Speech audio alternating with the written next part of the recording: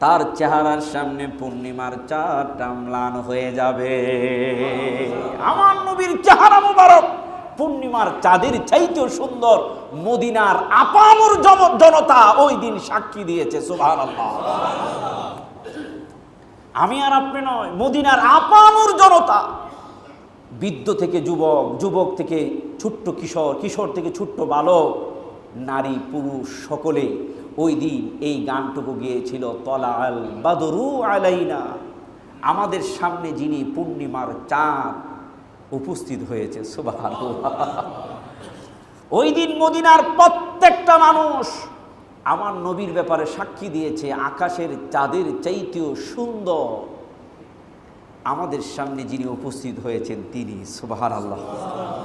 মা আয়েশা সিদ্দিকা রাদিয়াল্লাহু তাআলা আনহা, বুখারীর হাদিস, মুসলিমের হাদিস, আয়েশা